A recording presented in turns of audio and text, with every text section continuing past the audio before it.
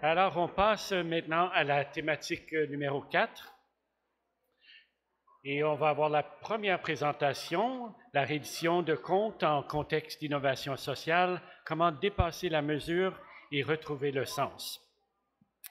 Notre conférencière aujourd'hui est Shelley-Rose Hippolyte. Elle est médecin conseil au service équité en santé de la Direction de santé publique du CIUS de la capitale nationale et professeur agrégé à la faculté de médecine de l'Université Laval.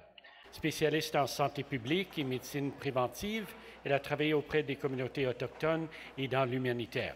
Ses recherches portent sur les inégalités sociales de santé, l'accès aux soins et les approches participatives. Shelley-Rose. Alors, bonjour. Est-ce que vous m'entendez bien? Oui. Parfait. Alors, merci de l'invitation. C'est toujours un privilège lorsqu'on nous donne un temps de parole. Alors, pendant la présentation, en fait, ce que je souhaitais, c'est vous partager les tensions qui ont été identifiées par la reddition de comptes lors de l'intervention de proximité aux habitations Place Larive. Vous décrire un peu la démarche qui a été réalisée pour proposer une nouvelle façon, une nouvelle reddition de comptes avec des nouveaux indicateurs de reddition de comptes, puis finalement aborder certains enjeux liés à la reddition de comptes dans les contextes d'innovation sociale. Alors voilà. Alors, Habitation Place Larive, je sais que vous en avez entendu parler aujourd'hui et hier, mais je vais quand même faire un petit résumé. Donc, c'est un vraiment gros HLM qui regroupe 4 blocs où habitent plus de 500 personnes de 28 nationalités différentes. Ce HLM-là est situé dans un secteur défavorisé de Québec. C'est un HLM qui est enclavé par 2 grands axes routiers et par la rivière Saint-Charles. Alors, dans les années 90, on avait noté de plus en plus de tensions. On notait des actes d'incivilité, du vandalisme, une augmentation de la consommation de drogue, des voies de fait, des agressions. Et ça culminait, en fait, vers la fin des années 90-2000. Aussi, les nouveaux arrivants partageaient de plus en plus différentes problématiques en lien avec la détresse psychologique liée à leur parcours migratoire, bien sûr, mais aussi en lien avec leur arrivée au Québec et aux habitations Place Larive. La cohabitation devenait de plus en plus difficile.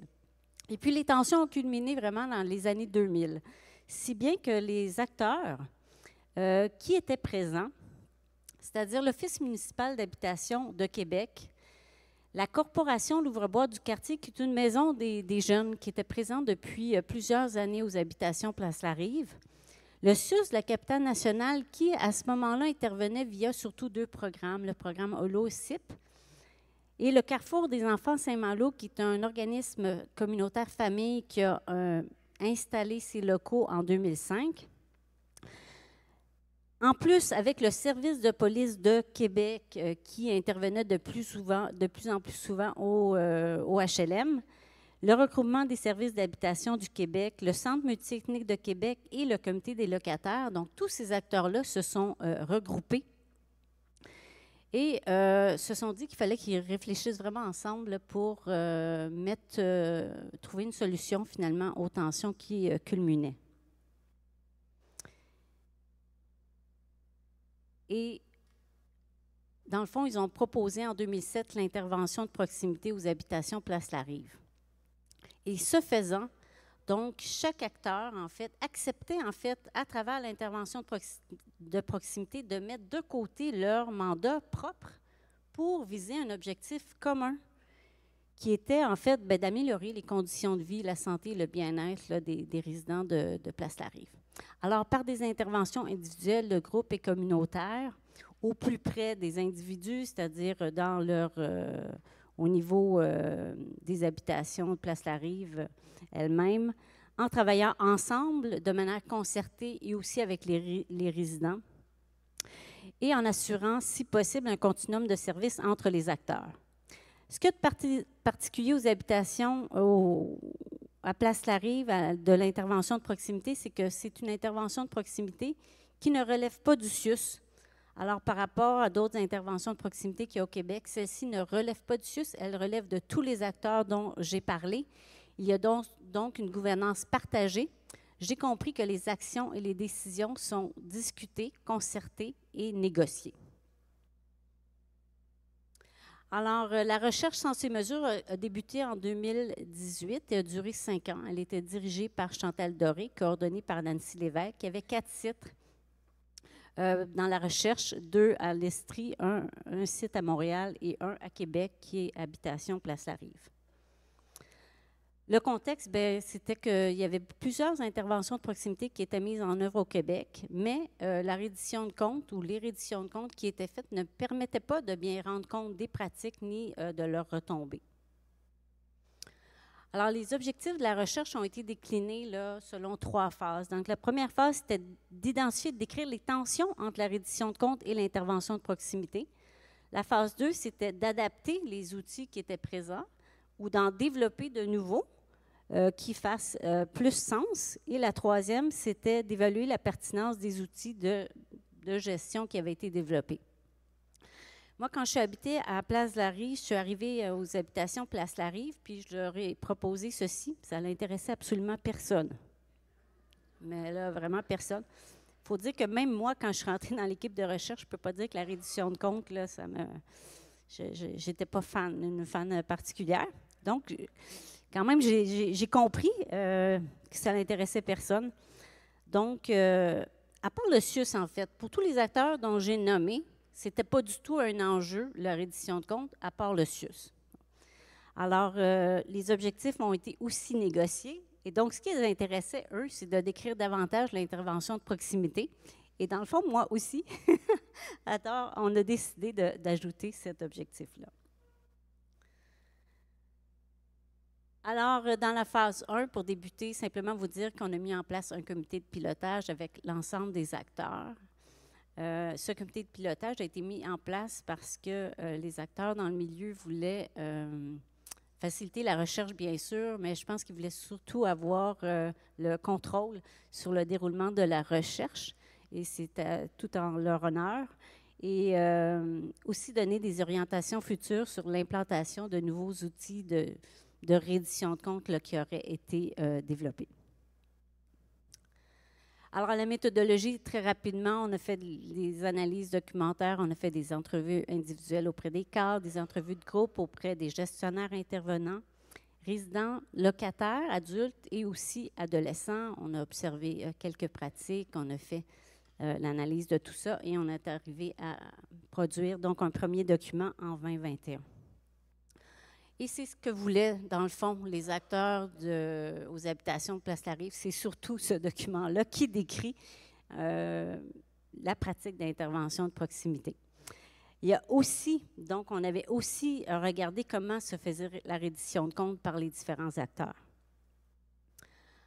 Alors, les tensions qui ont été soulevées, elles concernent essentiellement des tensions relevés par les acteurs du CIUS. Parce que, comme je vous ai dit, pour tous les autres acteurs, la reddition de comptes n'était pas un enjeu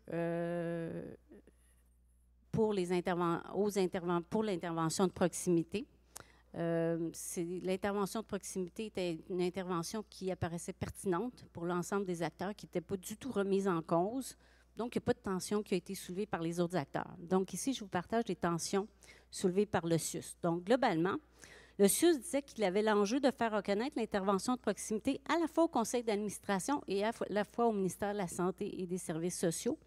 Mais ce faisant, il ne disposait pas des données pouvant démontrer les retombées de l'intervention de proximité. Bien que la légitimité de l'intervention de proximité au CIUS était reconnue par le CIUS de la Capitale-Nationale, les cadres gestionnaires intervenants disaient qu'ils pourraient être questionnés éventuellement sur cette intervention de proximité. Et aussi, en se positionnant en faveur de l'intervention de proximité, le CIUS encourageait une pratique qui apparaissait absolument pas performante au regard de la reddition de comptes qui était faite. Par ailleurs, les attentes en termes de réduction de compte envers l'intervenante de proximité du CIUS variaient d'un gestionnaire à l'autre. Aussi, il y avait 2 intervenantes du CIUS qui étaient impliquées et une seule était soumise à une reddition de compte. Vous avez entendu parler que l'intervenante de proximité disposait d'un logiciel, mais qui ne permettait pas de rendre compte de l'ensemble de l'intervention de proximité. Et aussi, ça ne permettait pas du tout de rendre compte de la concertation, du travail concerté des acteurs dans l'intervention de proximité. Alors, pour la phase 2, je vous rappelle, c'était de développer des nouveaux outils ou d'adapter des outils qui étaient déjà présents.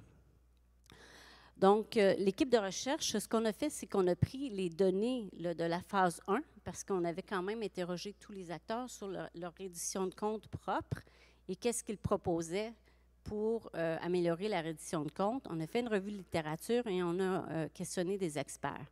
Finalement, on est arrivé à un cadre avec 5 dimensions. Donc, ce cadre, ce que ça nous dit, c'est que ça serait pertinent de se pencher sur la gouvernance interne, les services et soutiens offerts, les processus, les résultats et les effets et le contexte. Et pour chacune de ces dimensions-là, en fait, chacune de ces dimensions-là a été déclinée en différents éléments. Et pour chacun des éléments, l'équipe de recherche a proposé des indicateurs qualitatifs en termes de propositions qui allaient être soumis aux différents milieux. Voilà. Alors, nous, c'est ce qu'on a fait. Donc, les acteurs aux habitations Place-Larry vont organiser un groupe de discussion qui a duré 3 heures, où il y avait 12 personnes, 8 intervenants et 4 gestionnaires. C'était en mars 2022. Et ce qu'on leur a fait, on leur a soumis donc les 4 dimensions, les éléments, les indicateurs qualitatifs à titre d'exemple. Alors, globalement, pour les habitations Place-Larry, qu'est-ce qu'ils nous ont dit? Par exemple, le niveau de gouvernance, on se disait que ce serait peut-être pertinent de regarder la collaboration, la concertation et le partenariat. Alors, ils ont dit oui, c'est pertinent, parce qu'on leur demandait pour tout ce qui avait été proposé, est-ce que c'est pertinent, oui ou non? Est-ce que c'est faisable ou non? Puis est-ce qu'il y a des choses qu'on a oubliées, puis est-ce qu'il y a des choses qu'il faut retirer? Donc, c'était assez simple. Alors, pour collaboration, concertation, partenariat, ils ont dit oui, c'est pertinent, mais on ne sait pas comment le faire. Ça prendrait quelque chose, un outil, parce qu'on ne sait pas comment on pourrait l'évaluer. Pour décrire la structure organisationnelle et les différents comités, ça se faisait déjà. Pour identifier les acteurs, les fonctions et les ressources financières, donc, ils ont dit oui, mais qu'ils avaient vraiment besoin d'un outil pour mieux évaluer la contribution de chacun des acteurs en termes de ressources humaines et mettre un montant, finalement, à cette contribution humaine. Donc, ça prendrait un outil. Pour ce qui était d'identifier une vision commune et objectifs communs, ils ont dit oui, c'est pertinent, mais il faudrait ajouter la notion d'appropriation, que l'appropriation de l'IP par les différents acteurs, c'est quelque chose de pertinent à ajouter. Pour décrire le partage d'informations entre les gestionnaires CIUS et les directions impliquées, identifier les directions et leur rôle, ils nous ont dit qu'il faudrait ajouter les autres acteurs parce que l'intervention de proximité aux habitations Place-Larry ne relève pas que du CIUS. Donc voilà, je vous démontre juste la démarche en fait qui a été faite.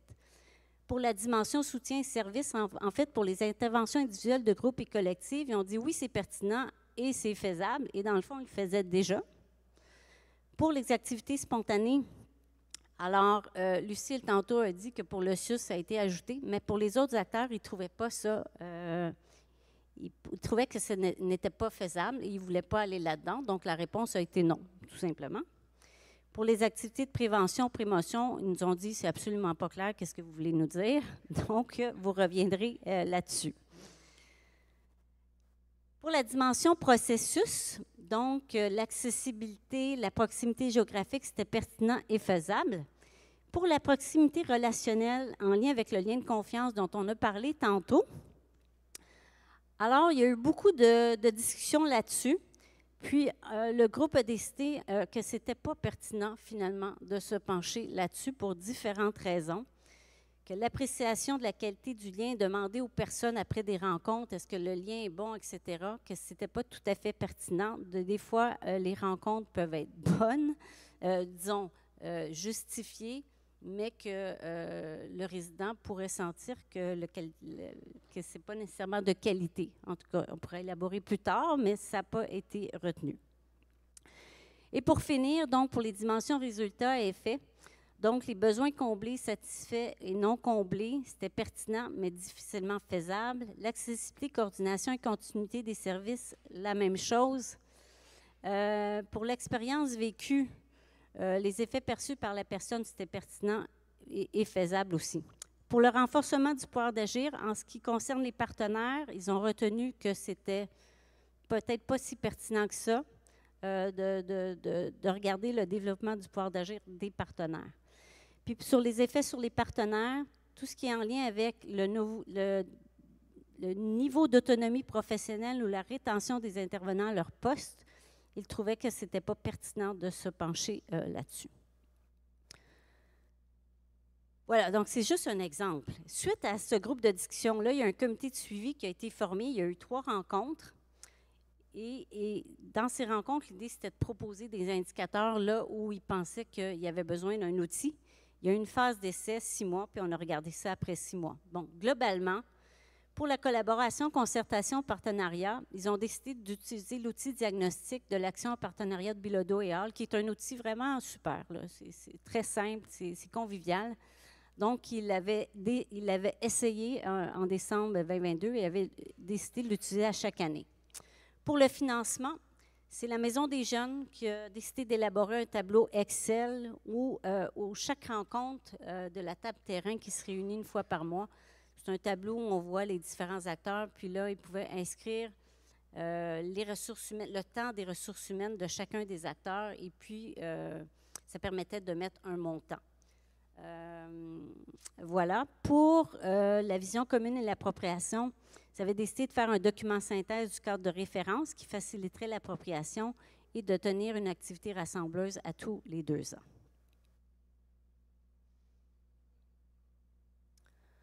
Alors voilà, j'ai été un petit peu vite, mais c'est un résumé d'une démarche finalement dans un milieu. Alors, juste pour terminer, donc, l'intervention de proximité aux habitations Place-la-Rive,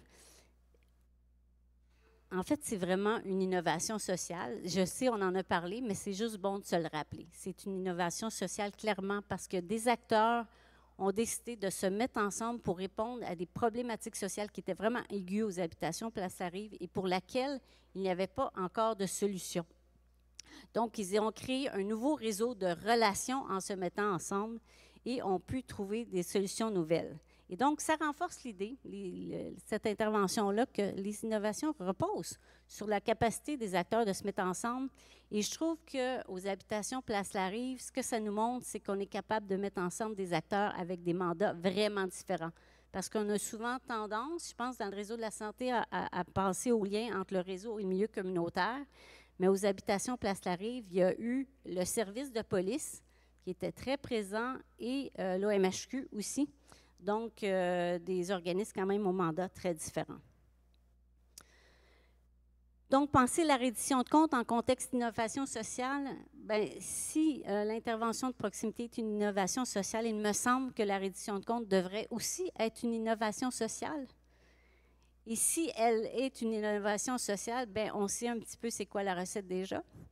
Ça veut dire qu'il faudrait créer dans nos organisations bureaucratiques traversées par la nouvelle gestion de santé publique depuis au moins une trentaine d'années, bien, des espaces, une marge de manœuvre. Il faut pouvoir avoir des espaces. Des espaces qui permettent, comme je l'ai dit tantôt, à des nouveaux acteurs de pouvoir créer de nouveaux réseaux de relations avec des nouveaux acteurs différents pour trouver des solutions nouvelles. Solutions nouvelles, ça passe par la mise en interaction de nouveaux acteurs qui réfléchissent ensemble. Des espaces qui permettent de penser des initiatives qui n'ont pas à répondre à des exigences contraignantes, des résultats précis, circonscrits, décidés d'avance, en tout cas dans la phase initiale de développement. Et donc des espaces qui permettent de négocier de nouvelles modalités d'action et de gestion et qui permettent de penser et d'agir autrement. Aux habitations Place-la-Rive, ils nous l'ont montré. Les habitations Place-la-Rive, ça tient à l'audace qu'ont eu des acteurs de faire autrement, à l'audace qu'ont eu des acteurs de sortir déjà de leur bureau pour assurer une proximité géographique, sortir des relations habituelles pour développer des relations de proximité. Mais le plus dur pour eux, ça n'a pas été de sortir du bureau, ça a été de sortir des cadres et des schémas de pensée, d'action habituelle. Ça a été ça le plus dur, puis d'amener leur organisation en dehors de leur champ habituel d'action. Et j'imagine que pour la reddition de comptes, ça devrait être la même chose. Et donc, ça nous invite à penser pas juste à rendre des comptes, mais à rendre compte, donc pour que ça fasse sens aux professionnels qui sont impliqués et aux organisations qui sont impliquées.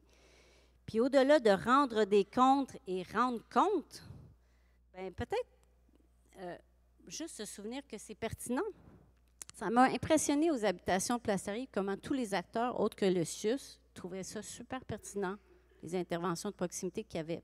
Ils se demandaient pourquoi on remettait ça en cause. C'était pertinent pour eux, il n'y avait pas de questionnement.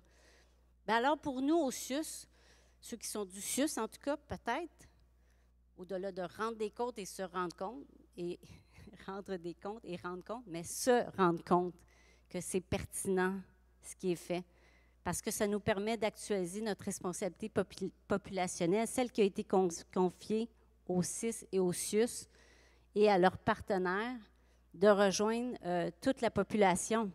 Donc, celle qui vient dans les services et celle qui ne vient pas, celle qu'on entend et celle qu'on n'entend pas. Et donc, que c'est pertinent de rejoindre toute la population, notamment les personnes en situation de pauvreté, marginalisées, ceux qui sont mis à la marge, les populations qui sont invisibilisées dans notre société. Donc, pour rejoindre ces personnes qui ont les plus grands besoins, qui sont, on le sait, les moins bien desservies par notre réseau et nos professionnels. Puis donc, ça rejoint l'idée que c'est vraiment au réseau de s'adapter pour rejoindre les personnes et pas l'inverse. Puis de se souvenir que c'est une responsabilité, n'est-ce pas, qui a été confiée et pas une option.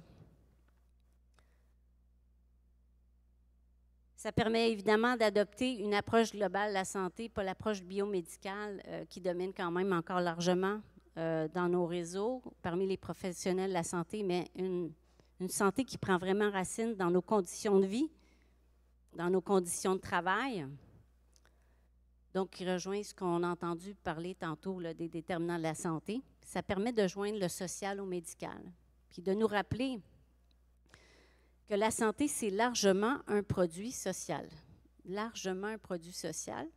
Puis en tout cas, comme professionnel de la santé, on a souvent tendance à l'oublier.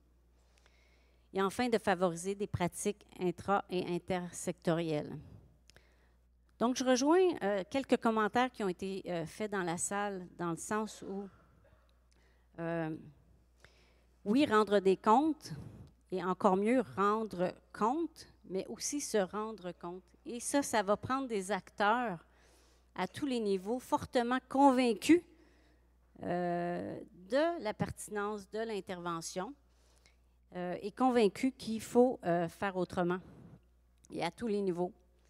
Donc, dans cet espace politique là, qui avait été soulevé tantôt par une personne là, parmi vous. Voilà, alors je m'arrête là-dessus.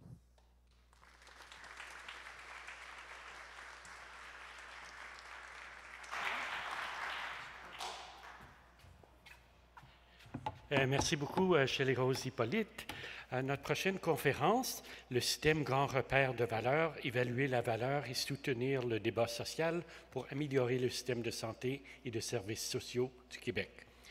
Notre conférencier, Georges-Charles Thibault, est commissaire adjoint à l'évaluation et scientifique principal au commissaire de la santé et au bien-être, professeur associé à l'ENAP. Il détient un doctorat en santé publique spécialisé en gestion des services de santé et a occupé des postes cadres dans le réseau de la santé. Il a développé plusieurs cadres d'évaluation de la performance utilisée au Québec. Georges-Charles?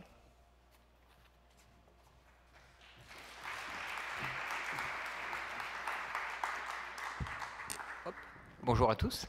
Merci beaucoup d'abord pour cette invitation. Donc, je représente notre organisation, le commissaire à la santé et au bien-être. Peut-être une petite introduction pour ceux qui ne nous connaissent pas. On est une institution à l'intérieur du ministère de la Santé et des Services sociaux, mais indépendante. On peut s'auto-saisir de nos mandats et on a comme mission sociale, je dirais, d'évaluer la performance du système de santé et de services sociaux de façon annuelle. Alors on peut évaluer l'entièreté du système ou certains de ses secteurs ou disons la performance pour certains groupes populationnels. Aujourd'hui, on va vous présenter notre tout nouveau produit de connaissance qui est une évaluation de la valeur, et on verra un peu plus tard ce qu'on entend par la notion de valeur, du système de santé et de services sociaux. Jusqu'à présent, on avait travaillé principalement sur des secteurs. C'est la première fois où le CSBE 2.0 fait une évaluation plus globale sur l'entièreté du système, et on vous propose nos premiers résultats aujourd'hui. Donc merci beaucoup pour l'invitation, et on est très heureux que ce soit le premier endroit où on puisse justement proposer ces résultats. Un petit plan de présentation rapide, on va discuter de qu'est-ce que c'est ce grand repère, qu'est-ce que c'est la notion de valeur, quelques éléments méthodologiques clés, mais on ne va pas passer trop de temps, nos premiers principaux résultats, et puis une synthèse sur qu'est-ce qu'on peut retenir de ces premiers éléments d'évaluation. Je pense que c'est important de présenter les concepteurs. Alors moi, je ne suis que le porte-parole, même si j'ai une responsabilité scientifique dans la conception, mais vous voyez une coordinatrice principale d'évaluation, Madame Dubelato, une autre coordinatrice qui s'est occupée des volets plus économiques, Madame Brouard, nos deux experts externes, et je tiens à les remercier, à les nommer, Monsieur François Champagne, professeur émérite à l'Université de Montréal, spécialiste mondial en évaluation de la performance, Geneviève Sainte-Marie, experte au Québec en évaluation de la performance, tous nos professionnels analystes, Madame Ruego, Madame Mousseau, Dos Anjos, Topalova, Martin Hébert.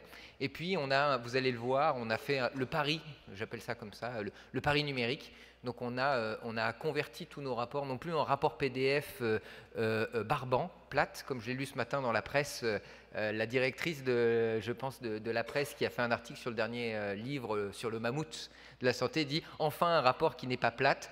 Nous, on a essayé de ne pas faire des rapports plates, mais de faire une interface numérique plate peut-être, on verra. Donc on a un responsable de la conversion numérique, Monsieur Farez, et puis toute notre équipe de programmation, Monsieur Saucier, Trine et Monsieur Atavan, et on a été soutenu par le CRED, qui est un groupe de recherche qui appartient au CRCHUS du SUS de l'Estrichus, et notre équipe des communications. J'ai pris le temps de tous les nommer parce que c'est un énorme travail réalisé sur 18 mois. Ces gens ont investi une partie de leur temps, parfois de leur week-end, pour produire ça, donc ça me semble important qu'ils soient nommés et reconnus pour le travail réalisé. Donc ce projet Grand Repère, qu'est-ce que c'est? Mes diapositives sont là, je ne vais pas avoir besoin de me retourner, ça va être plus simple. C'est une évaluation de la valeur du système de santé et services sociaux qui vise à informer la population et à soutenir les décisions stratégiques. C'est-à-dire qu'on soutient, premièrement, on se situe à un niveau stratégique sur l'entièreté du système. On est plus dans une perspective de reddition de comptes que d'amélioration continue, si on regardait le continuum allant justement de la reddition de comptes à l'amélioration continue. On vise à outiller la population, ou soutenir en tout cas la population dans sa compréhension du système et de ses enjeux. Qu'est-ce qui va bien, qu'est-ce qui va moins bien, sur quoi pourrions-nous ou devrions-nous agir, et à outiller nos décideurs stratégiques pour qu'ils puissent viser peut-être les choses qui ont le plus de levier ou le plus d'importance pour la population. Grand repère, ce n'est pas juste des données, c'est, disons, dans des mots un peu scientifiques, on pourrait appeler ça un dispositif, soit des éléments, je dirais, chiffrés qui objectivent le niveau de valeur, donc des indicateurs qu'on regroupe en grands repères, d'où le titre et le nom de ce projet, Grand Repère, qui permettent de comprendre globalement la valeur du système, de nous comparer à d'autres juridictions internationales et d'autres juridictions canadiennes. Ça nous semblait important de ne pas juste s'auto-regarder, mais comment nous situons-nous par rapport à des pays qui sont un petit peu près comme nous, en termes d'universalité, de couverture, mais aussi de niveau de financement. Et puis nous regarder évidemment par rapport aux provinces canadiennes qui sont soumises aux mêmes lois fédérales que nous, de dégager aussi des enjeux systémiques qui pourraient être des actions ou permettre de prioriser des actions de gouvernance ou des actions politiques. Dans un second temps, et ça c'est piloté par l'équipe de Mots de la Liberté, qui est notre commissaire adjointe à l'éthique, il y aura un processus de délibération éthique au niveau national et régional sur la base de ces données, sur la base des jugements, avec comme objectif de soutenir le débat public, mais aussi de soutenir la création de sens au niveau local et par la population. Finalement, une réappropriation de ce que sont ces données d'évaluation pour les faire vivre au sein de la société. Et ça devrait nous permettre de comprendre aussi les spécificités locales et de peut-être dégager des lignes d'action qui pourraient remonter à un niveau stratégique et politique pour qu'elles puissent être traduites en politique potentiellement ou en plan d'action, en plan stratégique. Donc c'est vraiment deux leviers, deux aspects qui s'articulent l'un avec l'autre. Le premier aujourd'hui, c'est les indicateurs, mais s'en viendra cette question de la délibération. Et puis on va communiquer sur ces questions-là d'ici mi-juin, date de la sortie officielle de la première partie du Grand Repère en format numérique. Ça, c'est un élément clé de lequel on est très fiers. Ce n'est pas juste un travail de scientifiques dans leur petite tour d'ivoire, même si c'est un peu le cas, parce que c'est un travail qui demande beaucoup de temps et un travail de rat de laboratoire, je dirais. Mais la valeur, c'est avant tout comprendre qu'est-ce qui est important pour la population. Et pour ce faire, courant 2023, on a mené un travail, et on a exclu la personne qui parle, je n'ai pas participé à cette phase-là, un travail d'identification des priorités de la population concernant le système de santé et de services sociaux. Première étape, c'est ce qu'on appelle des groupes nominaux, pour avoir une forme de hiérarchisation des éléments qui sont les plus importants pour la société et pour la population. Et puis, seconde étape, c'est un sondage auprès de 4000, un peu plus de 4000 répondants, pour dire, OK, sur une échelle de 0 à 10, qu'est-ce qui est le plus important pour vous? Ce que vous voyez ici à l'écran, ce sont les éléments qui ont été les plus valorisés, il y en a d'autres. Pas de surprise, hein, vous allez me dire, mais c'était quand même important de le savoir. L'efficacité des soins et services arrive en premier, la qualité en second, l'accessibilité, la convivialité, l'humanisme, l'équité, la continuité, la coordination, la protection financière face à la maladie, la globalité et la promotion-prévention. Ça a été notre information de base pour penser la conception de la structure évaluative de la valeur.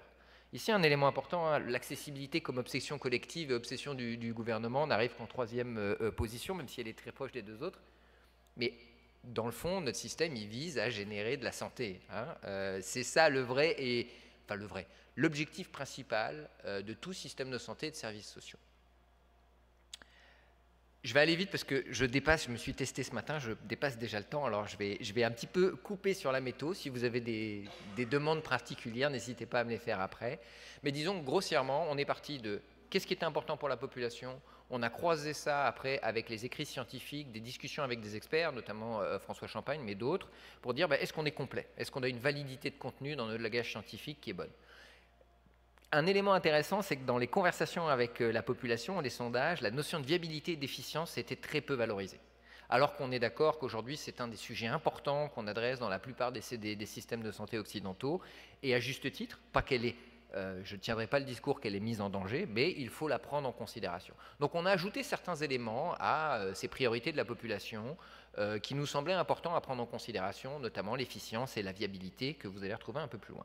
Puis après, on a conçu cette structure évaluative. Donc on a défini ces concepts et les sous-concepts qui l'accompagnent pour être capable de les mesurer. Parce qu'on mesure des phénomènes empiriques que l'on veut regarder. Et on a appelé ça ces grands repères. Donc mettons l'accessibilité. On a mesuré les différents aspects importants de l'accessibilité. Ça devient dans notre système de mesure des grands repères. On a mesuré avec des indicateurs, donc une démarche très quantitative, porté un jugement, et je vais vous expliquer comment on a porté ce jugement un petit peu après, construit, disons, notre narratif, notre histoire, et mis en version web et programmé ce travail. On est en train de finaliser, et normalement dans la semaine du 16 juin, la première partie du travail va être mise en ligne et vous aurez tous accès à ce matériel. Donc, la valeur au cœur du grand repère, alors comment la définit-on? Il y a pléthore de définitions, hein, de la notion de valeur, ça fait 40 ans qu'on en parle. C'est celle du CSBE, elle est intéressante, il y en a d'autres qui sont concurrentes et qui sont également intéressantes. La valeur a été remise au goût du jour par Michael Porter il y a une vingtaine d'années, avec une perspective qui lui est propre, dont on se sépare. Elle a été reprise dans les dernières postures du ministère, notamment le comité de transition. Notre définition s'en rapproche, mais c'est celle qui nous a guidés dans la conception du grand repère. Donc, comme vous le voyez, le commissaire définit la valeur comme l'ensemble des résultats importants pour la population, produits par notre système de santé, en tenant compte des ressources utilisées et des valeurs de la société. Donc, on veut produire des résultats importants dans un espace fiscal et budgétaire défini en fonction d'une concordance avec ce qui est important pour notre société, mettons la question d'équité, de justice, entre autres choses. Concrètement, qu'est-ce que ça veut dire? Un système crée de la valeur lorsqu'il améliore la santé et le bien-être de la population, répond aux besoins et aux priorités des personnes, assure sa viabilité et la protection financière face à la maladie et agit de manière équitable et efficiente. Je pense que personne ne tombera de sa chaise, c'est des éléments classiques, mais il faut les mesurer, ils ne sont pas tous si évidents que ça à mesurer. Je vais passer ça parce que sinon je serai sûr de ne pas arriver à temps dans les 20 minutes qui me sont imparties. Un élément clé, parce que tout le monde se demande comment on pose un jugement. On ne fait pas du monitorage, on ne fait pas juste d'écrire. On veut être capable de juger de la valeur de quelque chose. Et là, je ne parle pas de la valeur initiale, grand repère de valeur, mais vraiment porter un jugement de valeur sur un élément. Porter un jugement de valeur, on l'a fait à 3 niveaux. On a d'abord débuté par les indicateurs. Donc on a identifié une centaine d'indicateurs, on a fait un processus très rigoureux pour identifier des indicateurs qui étaient valides, fiables, comparables. Ils ne le sont pas tous comparables, malheureusement, notamment au niveau de l'accessibilité. Et on a choisi pour chacun de ces indicateurs, et quand je dis on a choisi, on a identifié ce qu'on appelle des balises, soit des normes d'excellence raisonnées. Qu'est-ce qu'on devrait atteindre comme résultat pour chacun de ces indicateurs?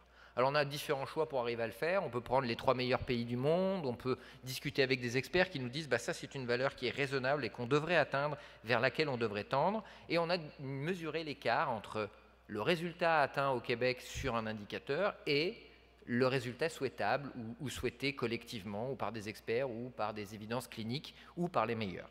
Cet écart-là qu'on a calculé en pourcentage, bah, ça nous donne un score de performance. Donc la meilleure performance possible ou la meilleure valeur possible, c'est 100%. Plus on s'en éloigne, bah, moins on est proche de cette cible ou de cette norme raisonnée qu'on voudrait atteindre. Et donc, on peut porter un jugement, le jugement qui est très faible, faible, bon ou excellent. Donc, c'est sûr que, comment ça s'appelle, pas on traverse la réalité, mais c'est une façon de quantifier la réalité, mais là, l'avantage, quand on regarde beaucoup d'éléments, bah, de nous donner un portrait global d'une situation et d'identifier où est-ce qu'il y a des enjeux. Ce n'est pas la réalité, c'est une reconstruction du réel, ne l'oublions pas, et on n'a pas la prétention de vous dire c'est ça le réel, c'est ça qui se passe, mais ça nous donne des grandes indications sur ce qui marche, ce qu'il faut surveiller et ce qu'il faudrait améliorer. Deuxième étape, c'est on prend tous ces indicateurs par dimension. Donc là, j'avais mis un petit exemple ici, j'en profite. J'ai pris l'accessibilité parce que je sais que ça nous intéresse tous. Par exemple, on a mesuré le pourcentage de consultations avec un médecin ou une infirmière le même jour ou le lendemain, un classique dans lequel on a des comparaisons internationales. Bah, quel est le pourcentage de la population qui est capable de consulter le même jour ou le lendemain? Bah, mettons que la cible qu'on se donne, c'est 80%, il me semble que c'est le cas. Bah, à quel point sommes-nous loin de cette cible? Je vous l'annonce, je vends le pitch, on est loin de cette cible. Bah, on regarde plusieurs indicateurs sur l'accessibilité aux services généraux et on va les regarder ensemble et on va porter un jugement global sur l'accessibilité aux services généraux et la consultation en temps opportun. Et ça, c'est notre grand repère. Mais là, on ne fait pas un jugement quantitatif, on a fait un jugement qualitatif, c'est-à-dire qu'on s'est demandé, est-ce que la situation est à maintenir parce qu'elle est bonne, à surveiller parce qu'elle est mitigée, ou à améliorer parce que la plupart des indicateurs nous disent que ça ne fonctionne pas très bien. Ce processus pour juger du qualificatif, c'est un processus qu'on a fait qui est interjuge. Donc dans l'équipe de recherche, avec nos experts et avec des experts cliniciens lorsqu'il y avait des doutes ou pour lesquels on n'avait pas la compétence suffisante en interne. Le pari de la stratégie numérique, juste un petit mot, comme je vous l'ai dit, pas de rapport, mais vraiment une mise en ligne de l'ensemble de l'information à travers un site web qui s'appelle Grand Repère, dans lequel il y aura aussi un lien pour des plateformes de délibération. Donc le jour où on va mettre en ligne, vous aurez à la fois l'accès aux données et à cette plateforme de délibération. Donc on va pouvoir mener les deux objets simultanément que je vous ai décrits au début. Ce qui est intéressant, c'est qu'on a conçu ce site web, et puis j'espère qu'on atteindra notre cible, mais c'est un premier test, hein, on va pouvoir le faire évoluer, pour à la fois rejoindre la population, donc être facilement compréhensible, pas trop socio-technocratique ou technoscientifique, mais aussi être capable de fournir de l'information aux décideurs stratégiques et à leurs conseillers, avec un niveau de granularité et de détails dans l'information qui permettent de bien contextualiser ce dont on parle. Donc on a 4 niveaux d'information qui vont être présents dans le site. Le premier niveau, c'est, et je reviens en arrière, le premier niveau, ce sera ce qu'on appelle les faits saillants ou le bilan des grands repères. Donc ces grands éléments, l'accessibilité aux services généraux, l'accessibilité aux services spécialisés de santé physique, quel jugement on en tire? Je vous l'ai dit, 3 niveaux de jugement, à améliorer, à surveiller, à maintenir. Deuxième étape, on va rentrer dans le détail, ce qu'on appelle la vue détaillée. Donc pour chacun des grands repères, on va avoir accès aux indicateurs qui nous ont permis de porter ce jugement qualitatif. Et là, on va avoir plus d'informations. On va avoir la valeur de l'indicateur, donc mettons pour les consultations, quel est le pourcentage de personnes qui déclarent avoir eu accès dans les 36 heures à des services de première ligne, mettons 40% des gens déclarent ça, le score, le rang international quand on a pu l'avoir, le rang canadien et la tendance. Depuis 2015, ça s'améliore ou ça se dégrade? C'est ce que nous pensons comme étant les mesures à privilégier si on veut avoir une compréhension à un niveau quantitatif globale, ou en tout cas suffisante pour être capable de comprendre un phénomène. Puis, on a des fiches par indicateur, ça vise plutôt un public averti, mais dans lequel vous allez vraiment avoir le détail de la construction, qu'est-ce que ça mesure, pourquoi est-ce qu'on le mesure, le détail des rangs internationaux, des tendances, etc. Et finalement, l'ensemble des indicateurs seront regroupés dans un tableau dans lequel on pourra jouer. Les gens pourront associer les indicateurs s'ils veulent voir des choses et mettre en relation des choses particulières. Donc, publication, je me répète, je le sais, mais 16 juin, soyez au rendez-vous pour que notre site ait un bon score de sortie publique. Je vous remercie. Grand repère, c'est 3 blocs.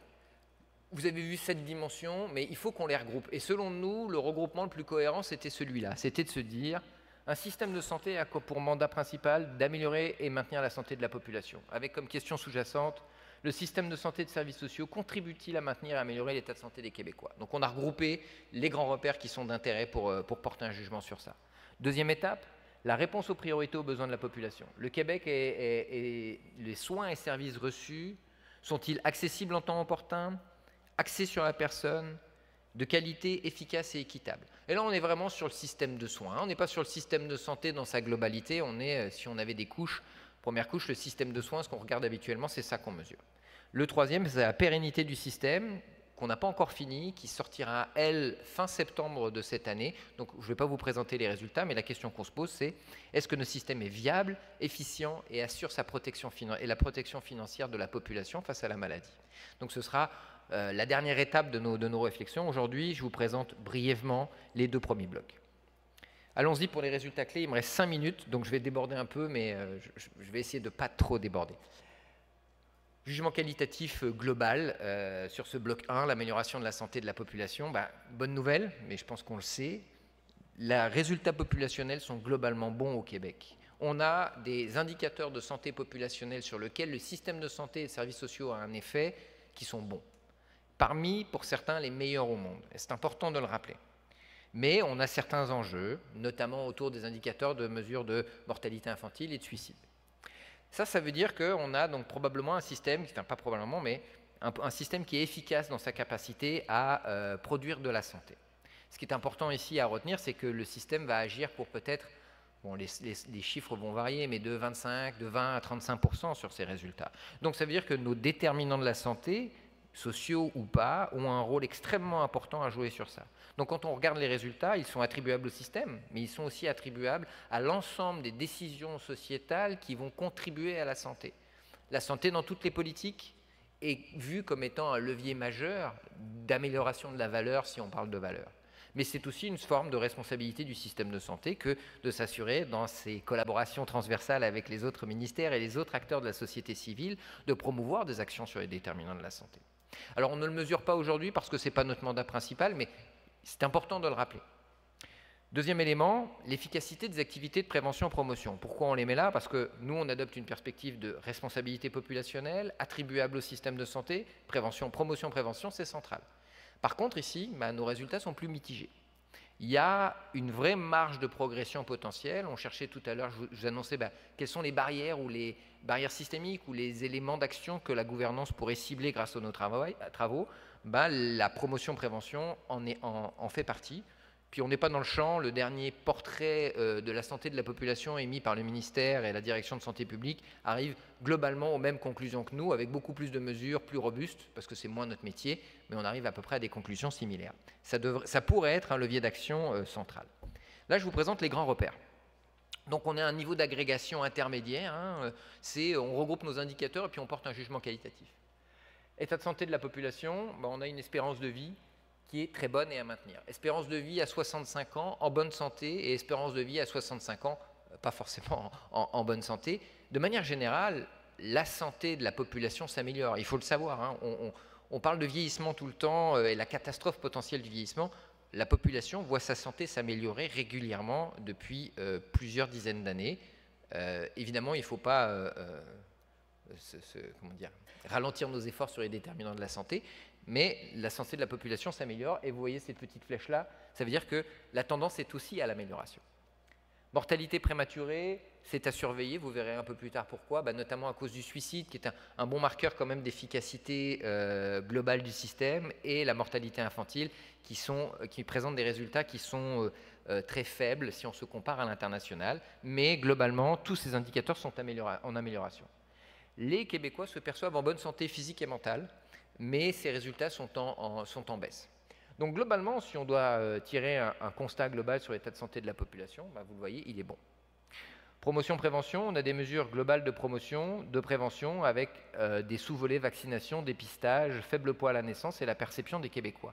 Ici, vous voyez, tout est à surveiller ou à améliorer. Donc ici, il y a matière à amélioration, ou en tout cas à être attentif pour qu'il n'y ait pas de dégradation.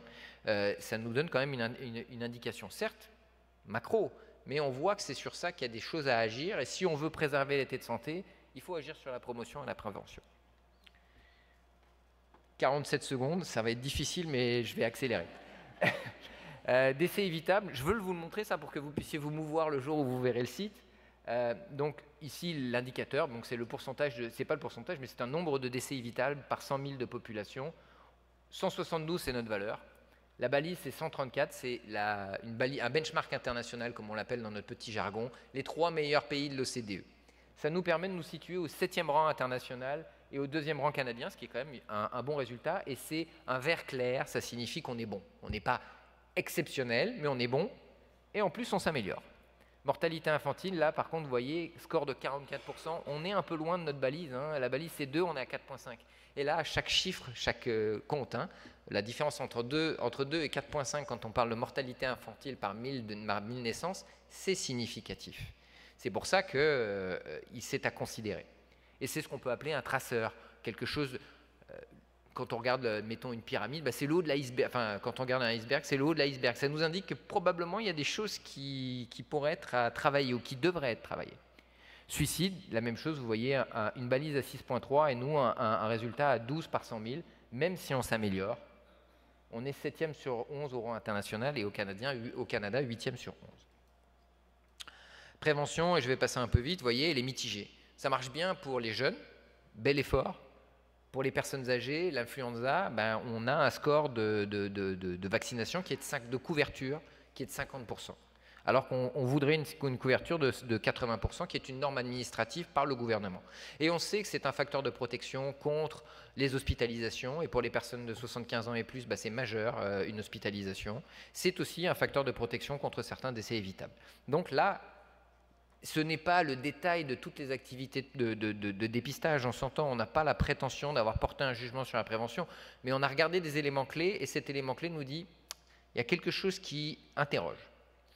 Dépistage, même affaire, du cancer, 2 indicateurs classiques qu'on va retrouver dans la littérature et qui sont très bien, disons, admis par les sociétés sur le cancer, c'est la mammographie, dans laquelle on est bon, et le dépistage colorectal, sur lequel le taux de couverture est relativement faible, et on arrive d'ailleurs au 8e rang sur 8 à l'international. Comme vous le voyez, le nombre de pays auxquels on se compare varie d'un indicateur à un autre, ça dépend de la disponibilité des données. Sachez que ce n'est pas l'intérêt de tout le monde de s'assurer d'une comparabilité perpétuelle de toutes les mesures qu'on génère. Bloc 2, ça y est, mon temps est dépassé, mais j'y arrive. Accessibilité en temps opportun, on a globalement des services qui sont peu accessibles. Pas de surprise, mais on va mettre des caractéristiques, des mots sur ces services. Ça, c'est intéressant, en tout cas de mon point de vue, ça nous donne une vision globale. Ce qui est intéressant aussi, c'est que on s'aperçoit que les services les plus prioritaires sont accessibles. Demain, on est prioritaire pour un enjeu cardiaque, on sera pris en charge, les délais sont respectés, ça marche très bien. Pour d'autres choses, c'est plus difficile, et notamment la première ligne, on a fait un focus sur la première ligne. Sont axés sur les personnes en termes d'humanisme, donc de ce qu'on appelle la qualité interpersonnelle des soins et services. Donc la relation soignant-sanier, soignant-famille, intervenant, elle est jugée, c'est des sondages portés par le Commonwealth Fund, ils sont jugés très bons. On a plus d'enjeux sur ce qu'on pourrait qualifier comme étant des processus organisationnels. Coordination, continuité, convivialité qui renvoie à la navigabilité du système. Ça, c'est un enjeu, ça ressortait dans nos groupes nominaux, là. Les gens ont du mal à se mouvoir, la population a du mal à se mouvoir dans le système. Comment elle marche? Où est-ce que je dois aller? C'est quoi la prochaine étape? Donc on manque de visibilité. Troisième élément, la globalité, elle est mitigée également. Donc là, il y aura un travail à faire sur la capacité d'avoir des soins et services axés sur la personne. Efficacité des soins et des services. Si on a une efficacité populationnelle qui est bonne en termes de décès évitables, c'est que l'efficacité de nos soins et services sont au rendez-vous. Ce serait difficile que ce ne soit pas le cas. Donc on a une efficacité clinique bonne, voire même très bonne, et parmi, sur certains aspects, les meilleurs au monde, notamment à l'hôpital. Taux de mortalité, ratio normalisé, standardisé de mortalité hospitalière, on fait partie des meilleurs pays du monde. C'est important de le nommer, parce qu'on est souvent à critiquer notre système, mais il y a des choses qui fonctionnent extrêmement bien ici et qui fonctionnent parmi les meilleurs au monde. On a plus de difficultés sur les services de santé mentale. Je ne dis pas qu'on n'est pas bon et je ne me permettrai pas, on a beaucoup travaillé de ces questions-là, mais les 2 marqueurs qu'on a utilisés de mesure d'efficacité nous disent que c'est mitigé, il faut y faire attention. Et dernier élément, on a certains enjeux de sécurité à l'hôpital, notamment des mesures de sepsie qui sont un marqueur clé que tous les systèmes utilisent pour juger ou en tout cas monitorer la sécurité. Je rentre dans les détails et je vais aller vite. L'accès, vous avez vu, on a tous les services. Donc les services généraux sont améliorés, les services de santé spécialisés en termes d'accès sont améliorés. On est meilleur sur les services sociaux et notamment au niveau de la déficience physique et la déficience intellectuelle. Plus d'enjeux en protection de la jeunesse et en TSA. Donc là, on a quasiment 40 indicateurs pour mesurer l'accessibilité. Donc on a quand même une bonne robustesse de la mesure et les jugements qu'on porte sont quand même très représentatifs selon moi. Focus première ligne, juste parce que c'est quand même l'objet de notre rencontre d'aujourd'hui. Consultation avec un professionnel le jour ou le lendemain. La balise, c'est 90%. Le résultat au Québec, c'est 28, un score de 40. Ce sont des données de sondage, mais elles ont quand même une certaine valeur, c'est inquiétant. C'est rouge et il y a vraiment des actions potentielles à mener ici. Je suis désolé, ici on avait un problème d'affichage, donc j'ai fait un copier de notre site web, mais ici c'est le pourcentage de personnes qui vont à l'urgence P4, P5. On en a 41% de personnes qui vont à l'urgence qui sont classées P4, P5, donc ça signifie que probablement ils auraient dû avoir accès à des services de première ligne, quel que soit le type de service de première ligne. Ça, on veut l'éviter dans un système de santé et de services sociaux, surtout si l'attente est de 12 heures ou de 24 heures. On est 8e sur 8 au Canada. Donc vous voyez ici, ça nous dit l'accès aux services qu'on a appelés généraux, mais donc première ligne, est problématique et questionne. Soins et services axés sur les usagers, je vous l'ai dit brièvement, mais humanisme est à maintenir. On a peut-être plus d'enjeux en termes de coordination, convivialité et globalité, et notamment la convivialité du système. Efficacité, je l'ai dit au début, ça marche bien pour tous les services de santé spécialisés. Mortalité, réadmission, survie au cancer, on est bon, on est même très bon.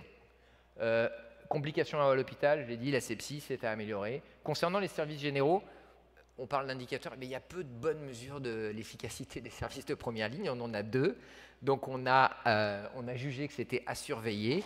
Il est certain qu'il nous en faudrait d'autres pour avoir un jugement plus nuancé et avec une validité de contenu plus grande. La perception des Québécois, elle est intéressante, elle est contrastée. Les Québécois trouvent que de manière générale, ils ont une bonne efficacité, une bonne qualité, mais ce n'est pas à la hauteur de leurs attentes. Je ne l'ai pas précisé, mais dans notre sondage, on a aussi demandé aux personnes est-ce que l'évaluation qu'ils faisaient de ces dimensions prioritaires, et on a calculé après des scores de concordance entre les attentes et leur évaluation. Souvent, les gens, la population n'a peut-être pas les services auxquels ils s'attendent ou de la manière dont ils les attendent. Je vais passer parce que j'ai vraiment dépassé et je vais conclure directement avec la dernière sur qu'est-ce qu'on retient sur la réponse aux besoins et aux priorités de la population. Et ça, je voulais le dire parce que c'est quelque chose qui m'a frappé quand on a fait l'analyse. Toutes nos pratiques cliniques et nos pratiques individuelles sont très bonnes. On a des résultats qui sont très forts. Et bien sûr, elles sont supportées par des processus cliniques, c'est indéniable. Dès qu'on a un niveau organisationnel, donc on touche à la question de la convivialité du système, de l'accessibilité, là on a beaucoup plus d'enjeux. Ça veut dire qu'on s'est souvent acharné à vouloir améliorer la qualité. Je ne dis pas qu'il ne faut pas travailler sur ça, mais on a une vraie réflexion probable à avoir sur l'organisation des services, la configuration des ressources et comment s'assurer qu'on répond aux besoins de la population. Voilà, alors excusez-moi d'avoir dépassé, j'espère que je n'ai pas trop coupé dans le temps de conversation et merci beaucoup de nous avoir écoutés. Nous sortons le 16 juin, nous avons une infolettre auquel vous pouvez vous inscrire pour avoir accès en primeur à ce site web et à ces résultats. Merci.